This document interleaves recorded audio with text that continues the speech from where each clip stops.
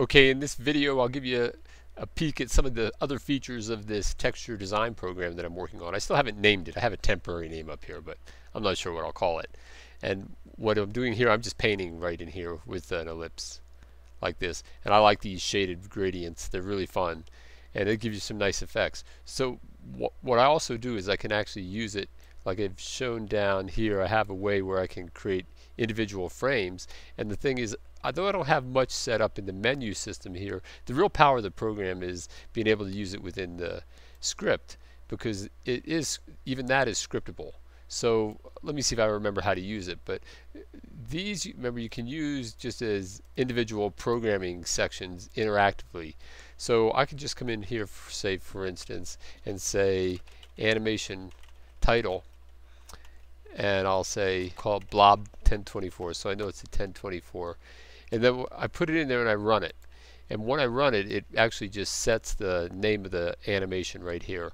And it's currently set to have 7 frames associated with it. But all that's changeable. But I'll just kind of give you an idea. So I don't even need that anymore. I can just get rid of that.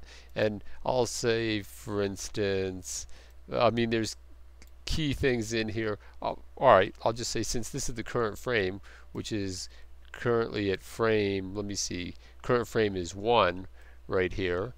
Alright, so I can just say, I know it's at frame 1, so I can just say save frame like that, and then when I run it, it saves it as a frame. Alright, so then maybe I could put it into a script instead, like maybe in this next case, maybe instead of just saying save frame, maybe I'll say current frame plus 1. So I increment by 1 frame, then I'll save a frame. But before doing that, maybe I'll come in here and change this color down here a little bit, and you'll see where I'll use a different color. Maybe I'll just use this region up here. I'll clear the calculator and change this to, say, red and green, so it's yellow like that, and then I'll paint with this color instead.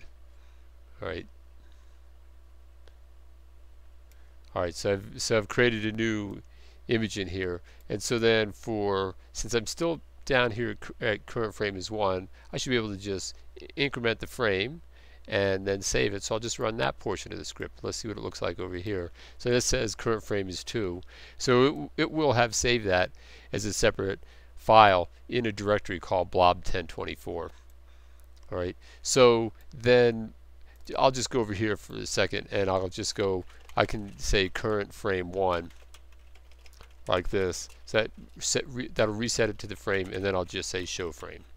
So just those 2 commands, and I'll run the script. So there it does. It just pulls that PNG file right off the hard drive and shows it like this. Or I could change it to current frame 2 and run the script again, and then it picks up that next file. Well, so all the animation features are built into the scripting language, and the power of that is I could be making one of those geometric designs like you've seen in the other videos, and right at the end of a geometric design I just save a frame, increment the frame, continue the geometric design, change the color, change whatever I might happen to be doing, keep saving the frames, and suddenly I've saved a whole sequence of PNG files onto the hard drive to do what I want. Bring it into my video editor, make a movie out of it, or just load it as individual image files for Blender or something like that. So there's a huge amount of features built into the programming language. Even over here, this is where, let me see if you can see this. Yeah, I have some of these over in here. These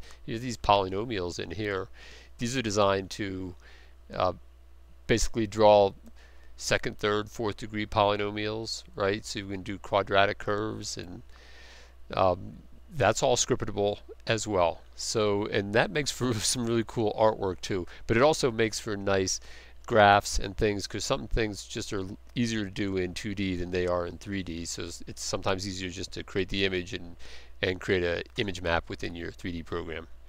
Okay, well, that's it for now, and I'll see you in the next video.